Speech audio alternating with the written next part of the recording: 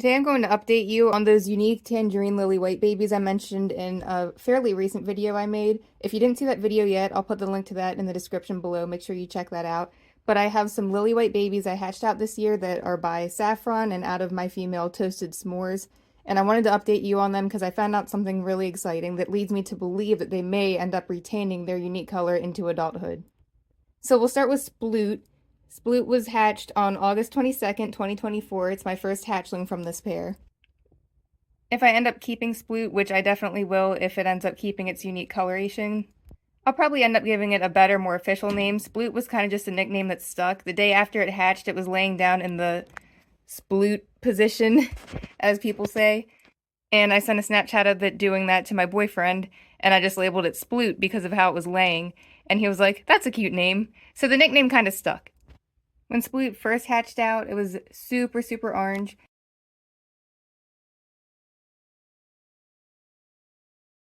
And this was my first time ever hatching any Crested Gecko, let alone a Lily White. So I didn't think too much of it. I heard that sometimes Lily Whites can hatch and they kind of look a little bit orange where the white can be.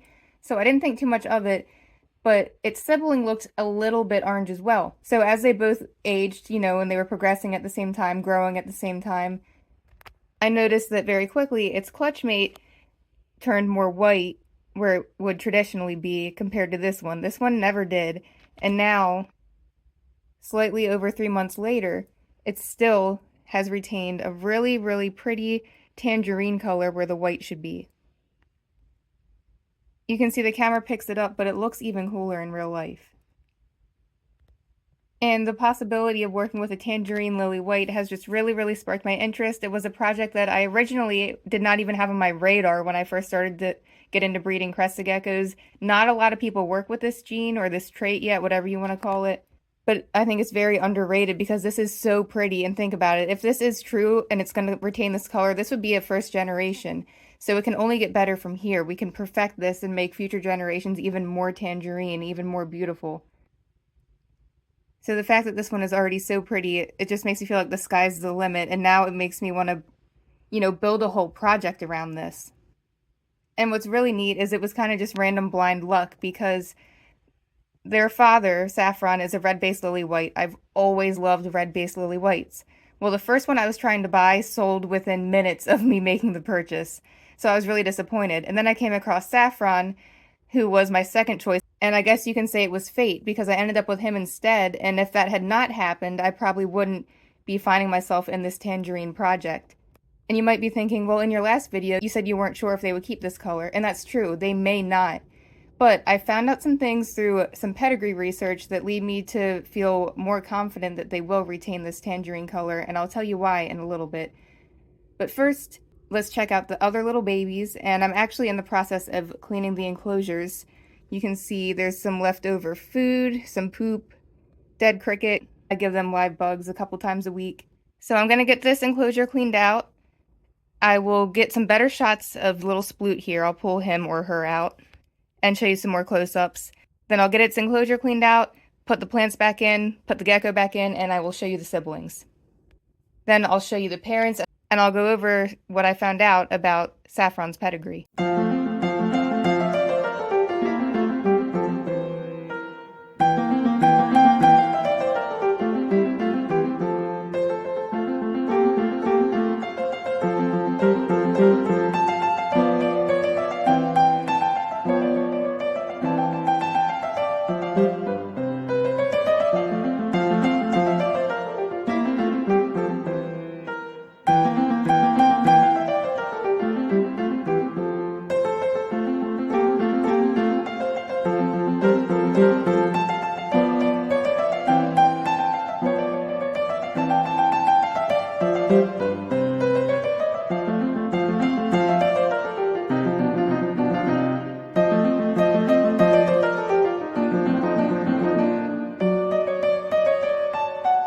So this is hatchling number 4. This is the only non-lily white I got from this pairing this year. This one was born in September, mid-September, and you can see, I don't really know what the morph is yet. It looks like it has some kind of extreme harlequin going on. Not positive on the base color, but on the dorsal there, It looks like that should be white markings, but it has kind of a tangerine hue, and the tail is like a really pinkish orange, which is really pretty.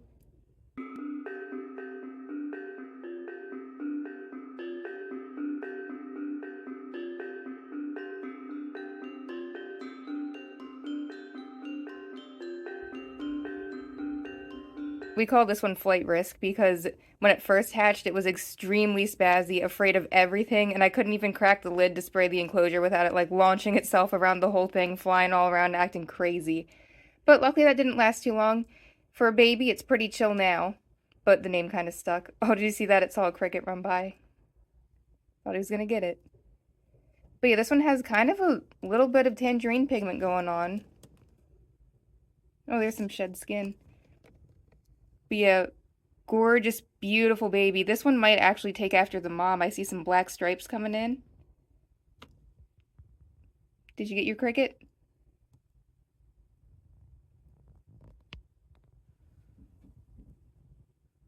And the mom is a tricolor that kind of has some tangerine on her. But we'll get more into the parents' pedigree in just a little bit. I want to show you the rest of the babies for comparison.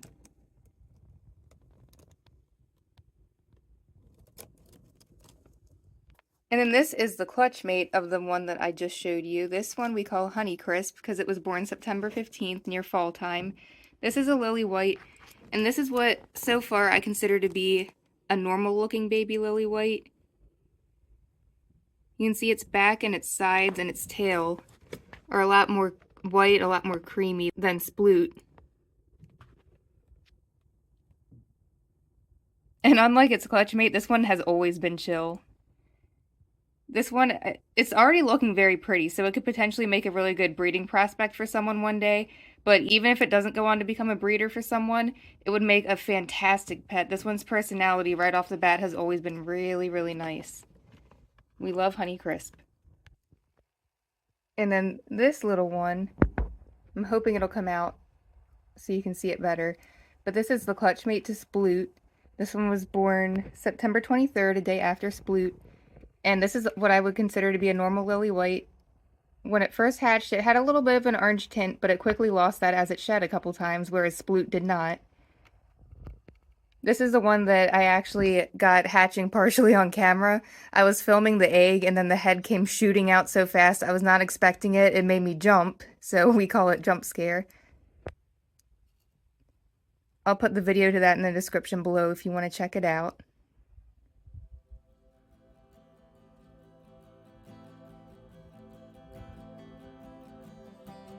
Come on out. Come say hello. It's not the best view because it's in the tube, but you can see it's definitely very white compared to Sploot.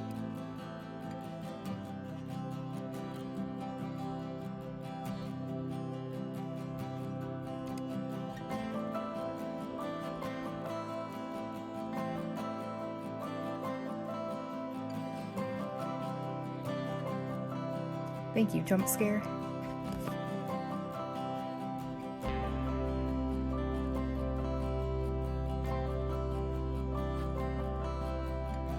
So you can definitely see a difference with this one compared to Sploot. I will say though, I mean you can see it's like pure paper white on its sides.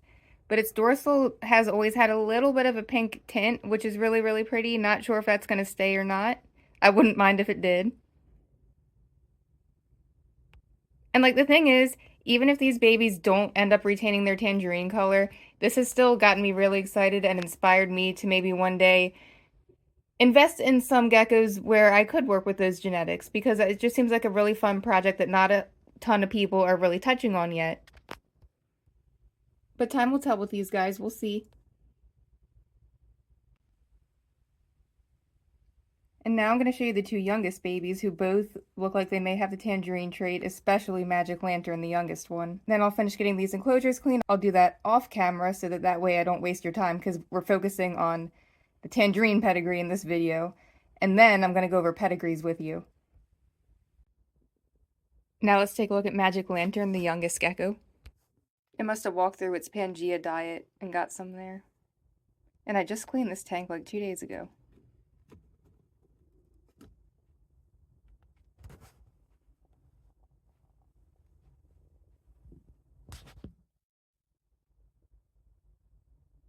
So you can see even fired down, it's extremely orange on the sides and on the top. And for a lily white, that is where the white would traditionally be. And it's young. It may gradually turn white over time as it ages, but this one is so orange. Even on camera, it's not fully doing it justice. In person, to the naked eye, it looks even cooler.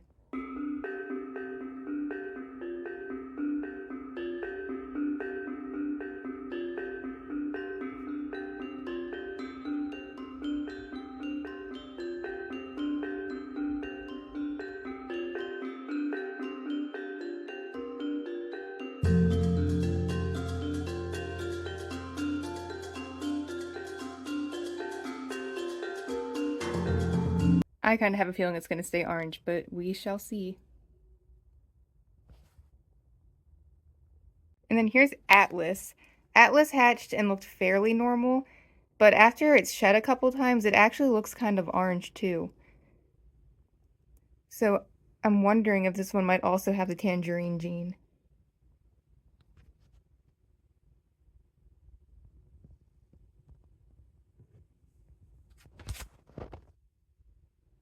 I'm not as convinced with this one because it's not nearly as vibrant as Magic Lantern or as my very first hatchling Sploot, who really is orange. But you can still see it kind of there. If any of them are going to fade, I'd say it would most likely be this one.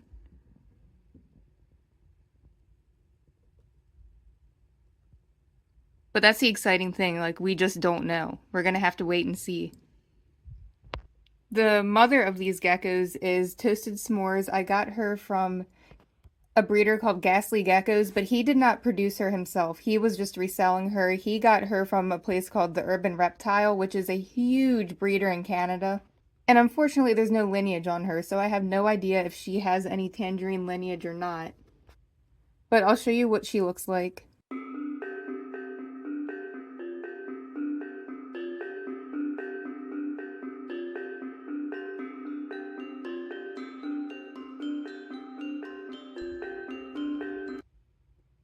And now we'll touch base on Saffron, which is the father of these babies, because he's the one that I am very confident is contributing to this tangerine gene, and I will tell you why in just a little bit, because I did some digging on his pedigree, because luckily there is lineage on him. And I found some things to lead me to believe that these babies may actually retain their tangerine markings, which makes me extremely excited. Even more so than I first was, because like I said, there's still a chance they could turn white, and even if they do, they're still going to be beautiful quality geckos. There's nothing wrong with just a normal lily white. But I also can't help but be excited at the possibility of something a little bit different to work with here. But like I was saying, I found some things out about Saffron's pedigree that lead me to believe that these babies may keep their unique colors. Alright, so now let's go into the other room and I will show you some of the pedigree info on Saffron. I got Saffron from Bertopia Geckos, and here's what he looks like.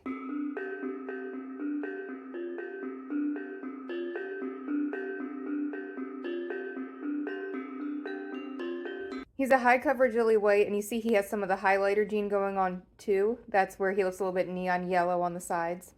But he had nothing on him to indicate that he would have a tangerine gene. I would show him to you in real time, but he's very secretive, and it's daytime right now, and he is hiding in his cork bark, and there's no way to get him out of there because it's a huge piece of cork bark. He's very deep into it. Same with Toasted S'mores, but I have them separated now. So the pictures will do. If I can try to get videos of them tonight, I'll insert those at the end of the video too. But anyway, enough rambling. Let's get to the pedigree. So I got Saffron from Bertopia Geckos. This is their Morph Market page, so the pictures you're going to see on this website were taken by the owner of Bertopia Geckos. I don't own any of these photos, just a nice little disclaimer there. But I follow them because I got Saffron from them, and I've been really happy with him. And I noticed that they posted a Tangerine Lilly White, and it has the really nice soft shades similar to Sploot. And I was like, I wonder if it's related because it's from the same breeder. And what I really like about this breeder is that she provides information on the pedigrees. So here's the sire of this one pictured here that's for sale.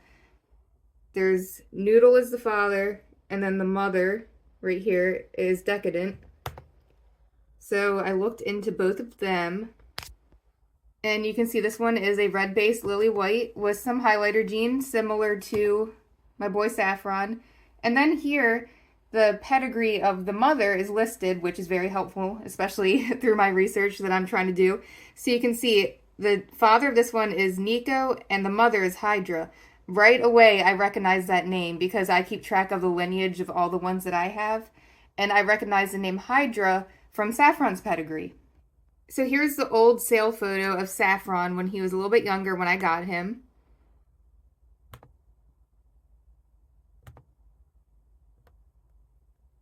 Again, these were taken by the breeder Crested Geckos.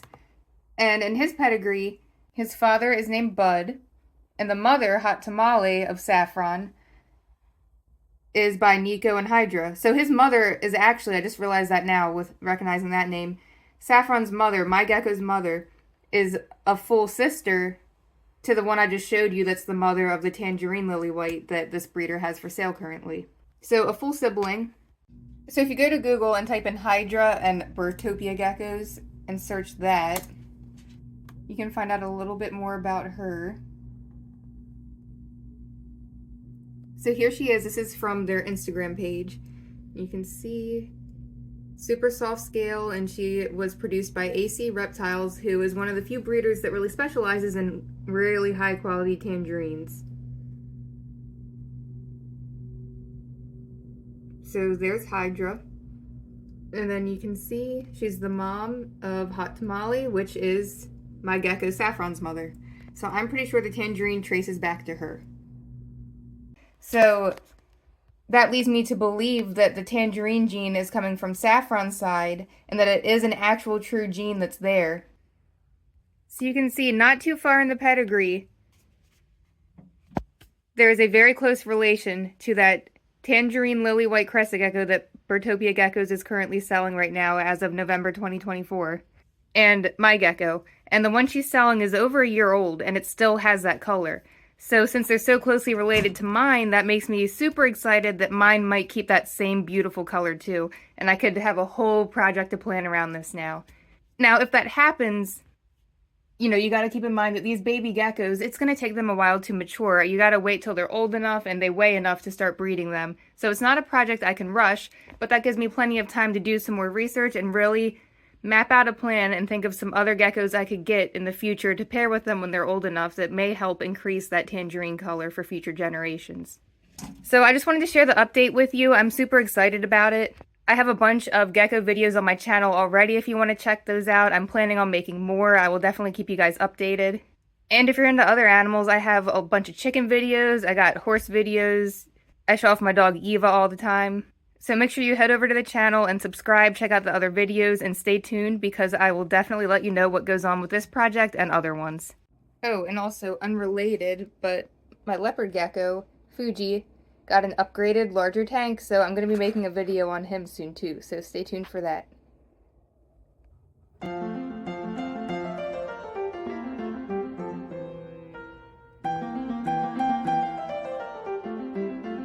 Here is Saffron unfired.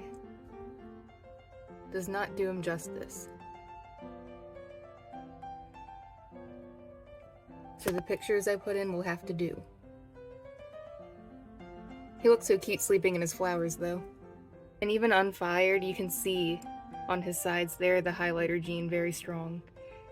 But no trace of tangerine on him visibly, at least. So it was quite a surprise hatching out those babies.